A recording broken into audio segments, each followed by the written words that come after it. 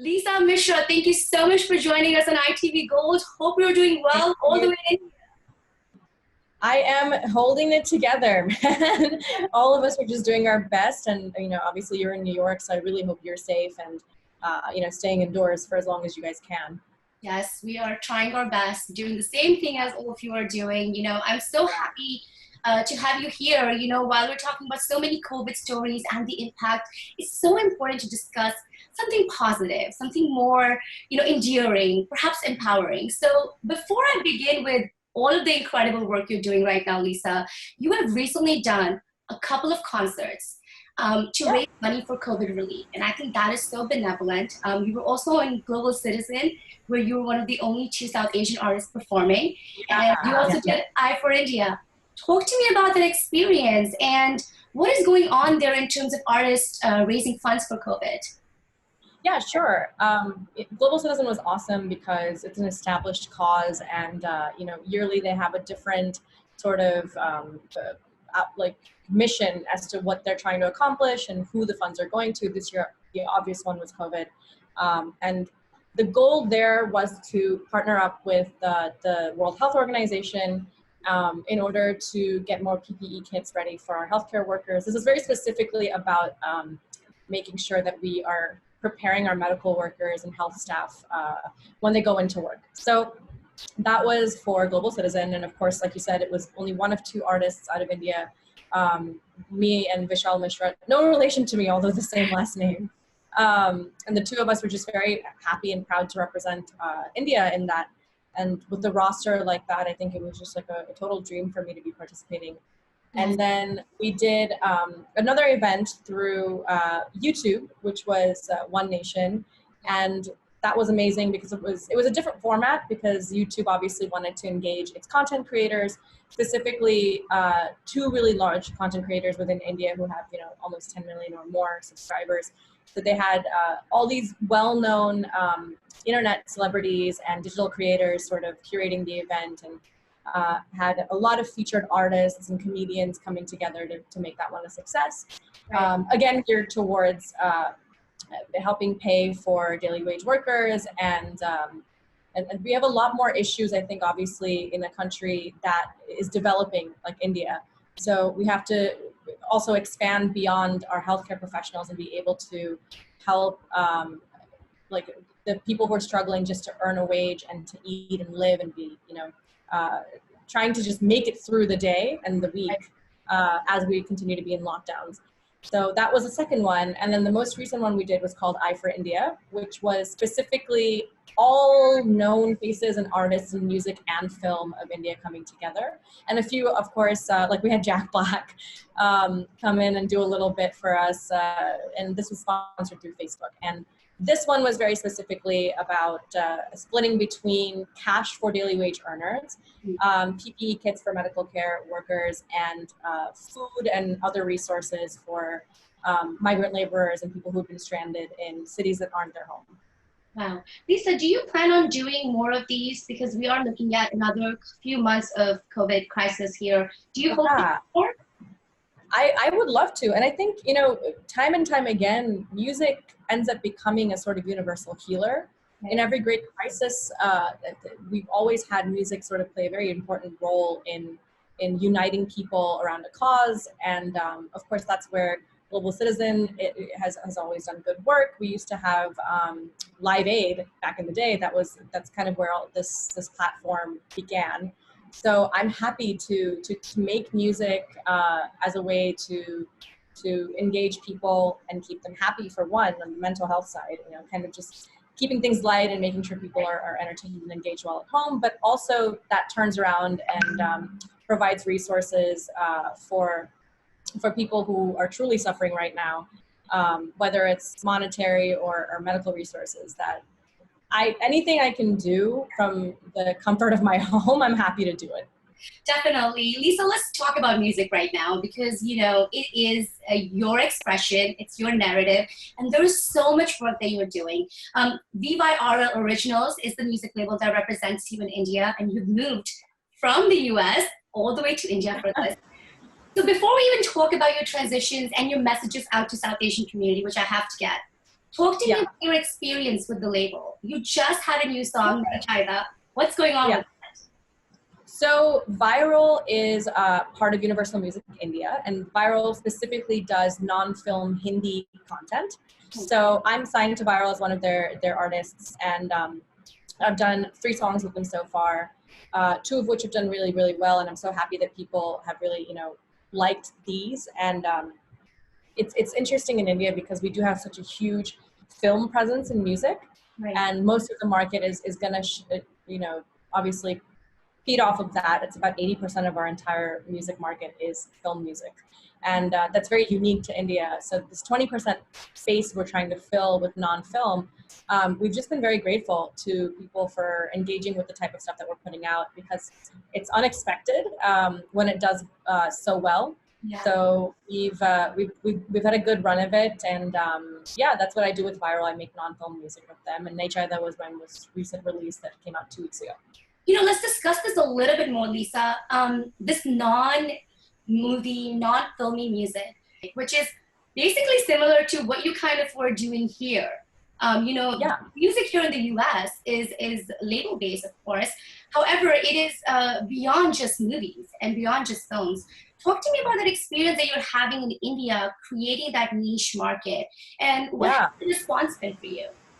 It's interesting because, everywhere else in the world, independent music is the only form of music. So we have people being the face of their own songs, people being the face of their own art.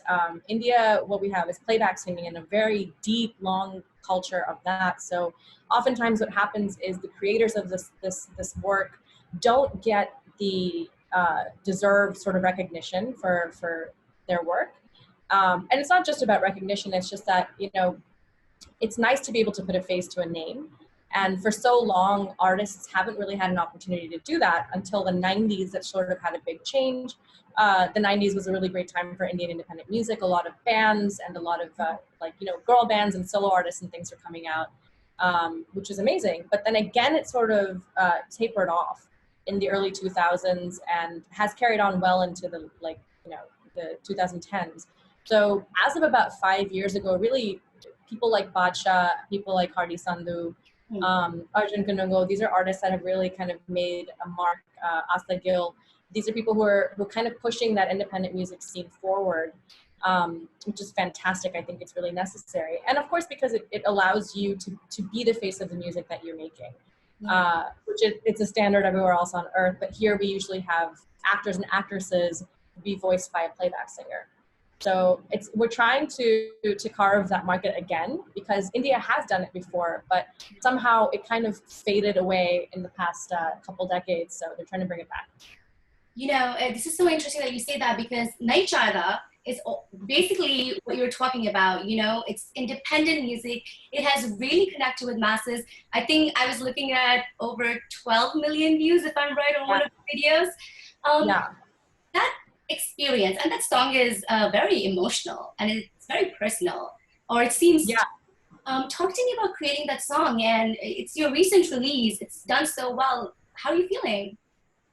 I think we are just surprised. I think all of us are just as pleasantly surprised at how well it did. Maybe not we, maybe just me. Every time any song does well, I'm like, me, really? So I'm grateful that people are resonating with the song. I think also the timing is very eerie, because we released a song about connecting digitally in a time of lockdown. And that was completely unintentional. We made this song about a year ago. We shot the video about 3 or 4 weeks before the world kind of came to a standstill. And we had no idea that would happen. And it's all about missing the person that you love the most. And the 2 main characters, played by me and Rohan Mehra, are just communicating the entire time on webcam and on FaceTime and whatever else, which now is very strange to be placed in reality as opposed to just a music video. Yes, for sure. Lisa, just talking about your music, you've had an incredible journey, hailing from Chicago, actually coming from Orissa, then hailing from Chicago, and then making it in Mumbai.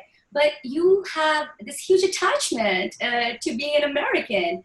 Talk to me about the love and the appreciation and the interaction you have with the North Indian American community, or just like in North America, the community here. And, I would like for you to give some messages out to our South Asian, community here and see them interact with you.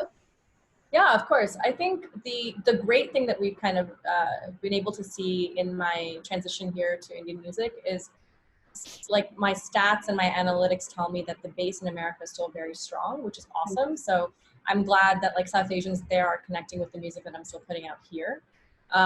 Because I try to make sure that whatever I'm doing has a global sound and it has my influence from, like, past vocal styles, and especially the R&B stuff I used to do. Right. So it's great to still have a connect with them musically. Now, on a personal basis, I think their response has been incredible ever since I came here. A lot of people writing to me and saying, you pursuing your dreams, it's pushing me to do the same with mine. And, obviously the South Asian community, for good reason, puts a lot of pressure on their kids to, have a very structured and stable life. And it's scary for especially new immigrants to branch out into the creative arts, because typically it's been portrayed as a life of, financial instability and career instability. So I'm glad that, in that moment, a lot of people were able to find, like, a potential career path for themselves by watching it happen for me. So I've been overwhelmed by and inundated with messages from so many South Asian listeners and NRIs who are like, you're kind of the example that we give our parents now. Like, she did it, so I can do it too. Yeah. So I feel like I've just become like the Indian American community's, like, big sister. Lisa, I have to tell you, whenever I interview Bollywood singers, especially, or, playback singers or Hindi singers, one of the first questions I ask them is, how did this unconventional career begin? And how did your parents support it? Now, when we're looking at a country like the United States, where the immigrant community is always, like, in the center, and there's so much pressure on us to sort of make ourselves, how have your parents handled you as a musician? And I know they've had a huge part in your life. I would love for you to discuss that journey you had with them. Perhaps we can reach out to parents here who may not be understanding the creative arts much. Yeah, totally. I think my parents are really honestly an anomaly, because you would expect this sort of a positive response or backing, especially from parents who do raise their children in the arts. Now, I don't have a foundation or a sort of understanding formally in music. And for them, it was just a complete leap of faith my whole life. They kind of just recognize, our kid has a talent, she likes doing it. Of course, they impressed upon me the importance of getting an education, getting my degrees, but, kudos to them, hats off to them really for never stopping this passion at the same time. I think they were able to correctly sort of identify that if you can handle both things, we won't stop you. But just don't let one overtake the other, because you need both to carry you through that sort of stability phase of your life. Yeah. But if you can make it work, more power to you. And I'm just lucky I had parents who were so open to that, especially with no artistic background in them, which is amazing. And I think sometimes we do get so caught up in this idea of, like, will my kid be fine? Will they be okay? My only piece of advice to South Asian parents is you've raised them well. I think that they've done enough of a good job to instill in us the value of financial stability, of all other types of, career stability and emotional well-being and family well-being. Like, you've done it, don't worry. Like, your kids are gonna make it simply because they were raised by you.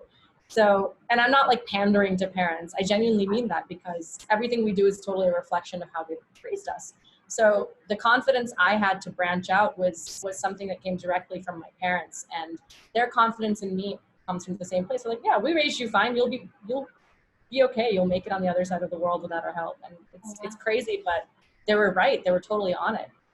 Were you scared to move, Lisa, or was the passion and creativity more than enough to push you? I think the opportunity and the way that it happened sort of left me no choice. So I think I have a very different career story and trajectory than is normal. Right. So I didn't really have a choice. It was thrust at me in such an epic way that if I didn't take that opportunity, I would be a fool to have walked away from that. So once we did Tarifa, when I came home, I was initially like, oh, you know, it was like a great little fun thing we did once and God knows what'll come of it. But when we saw the response from people and we saw, you know, exactly how the message became bigger than even the song, right? Someone can be discovered on the internet and someone can make a success out of themselves. I couldn't ignore my own story at that point, and it would be so silly to have done that. But yeah, the initial transition is of course bizarre. It's not scary because Bombay is an incredible city and it's so safe, it's so connected, it's very convenient. It feels almost like exactly like my life in Chicago, even though rent is the same. So very few things have had to change in my life other than, you know, you will have to adapt to the minor inconveniences. And if the language is a barrier, that's something that you have to push yourself to get really good at. So nobody takes you for a ride. And yeah, I think the initial transition phase wasn't difficult so much as it was exciting and challenging. And I just kind of went with it and made the best of it. Who do you owe your greatest gratitude to in terms of the music industry, especially with your label? Yeah, particularly in the music industry. I mean, aside from the industry in general, obviously the greatest I owe anything to, biggest thanks I owe is to the sisters. Ria and Sonam have done everything in their power to make sure that I'm safe and I'm fine. And that goes well beyond, you know, career. They're just great girls. They check in all the time. They're always in touch and very much big sisters. So their presence means the world to me, and I got really lucky that those are the people that sort of helped facilitate this change in my life. I really just got lucky because they're great girls and they've been raised really well. And then my career growth and success, I would owe it to all of the people that have opened doors and, you know, never been threatened by the presence of an outsider. Because I think sometimes what happens is we feel like inviting an outsider into our space is scary enough as it is. Like, what'll she do? I don't know how she'll contribute. She has that accent, and God knows, like, if she is ready for standing behind a mic and doing this professionally rather than sitting in front of a computer and making videos at home. And the faith that they put in me, like, you can do it. You just have to learn and adapt and build from there. The biggest thanks I owe for sure is to Bacha, because he gave me my first writing opportunity as well in his album. And he's one of those people that's really, he means it when he facilitates a girl's career growth. I think he's like such a big brother. It's really rare to find men who, you know, compositionally and writing wise trust your ability. And in an industry that can be so packed with men, he's one of the standouts who's always encouraging me and Asta and all the girls, like, why don't you write this song? Why don't you write this verse? So people like him are like necessary, but also so rare. So I credit him a lot in helping me find my space and also have the confidence to walk into a room and know that I'm not really an outsider. Lisa, that's actually really empowering to hear. I think it's important for us to reflect that, you know, it's a very male-dominated industry, and to be a woman who moves out. And they end up being the gatekeepers, right? In a lot of ways to our success. And it takes good men to change the dynamic, because we can push ourselves as much as we want as women, but at the end of the day, it sometimes can just be in somebody else's hands. And he's just done such an excellent job of facilitating my career growth and a lot of the other like female collaborators that he's worked with. So kudos to him. And he's just like so polite and such a decent, wonderful human being. Lisa, what is driving the passion and creativity right now? You know, you are locked down, so I think this is like the home for maybe songwriting, more creations, just taking that time for yourself. You know, we have a little bit of time left here. I'd love to sort of dig into what you're working on. Yeah, right now I'm writing, mostly focusing on composing and working on singles, because, you know, right now the film industry is kind of coming to a standstill, because we don't know when the next releases will be, when the next productions will be able to start. So it's kind of the best opportunity for non-film and independent music to make its presence known. That's what I'm working on. I'm fully engaged in writing and composing and figuring out what my next steps are in independent music, or non-film music at least. that's what I've been doing. I've also been trying to learn production and, you know, get my hands in the more technical side of things. Because like I said, I don't want to ever walk into a room and know that I'm not capable of doing everything possible to facilitate my own growth. And I think it's high time I and many other women learn all these technical skills so we stop leaving a lot of our work up to chance. And you know, we can be the gatekeepers of our own growth soon enough. Yeah, of course. Lisa, what about making covers and collaborations and other, things that you do on Instagram? Do you hope to continue doing that and keep on interacting with fans and family and friends? Of course, I think the minute I stopped making cover videos, my fans are very confused. Like, but what happened? So I think that'll always be a part of my life because that's how they've seen me for 13 years. They've engaged with me since I was 13 years old. Literally half my life has been spent making covers on the internet or videos on the internet. So I don't think that'll ever leave my life. And I'm happy to keep doing this because it brings a smile on people's faces and in an otherwise very uncertain time. What's the project that you really want to work on? Something that inspires you so much, a topic, a subject that you're just, waiting to make content on? I don't know yet. I think I have to find that sort of passion project for me. I think my first, musical goal is to try and release maybe like a 5-song EP. Gotcha. Because the album culture and EP culture in India doesn't yet really exist. Yeah. And I want to have a complete body of work because what happens often is when you're making singles, you can't tell a story in completion. You would have to pack in a story to 3 minutes of songs. So I think an album or an EP does a way better job of giving you a beginning, middle, and end through songs. So I definitely want to try my hand at that and release some sort of a long format body of work. I think an EP is such a great idea. I hear artists talk about it all the time, and it's your own work, and you can do that. So great. Lisa, we're coming towards an end of this interview, but I have a very important question to ask you.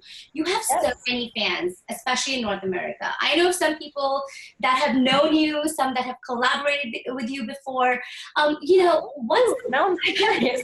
I'll tell you after this, but what do you have to say about the artist industry here? And if you were to give them some guidelines or message, because you are kind of a role model in a way now for them. You've put the bar up. You've said that it's possible to do this. It's possible like us to go.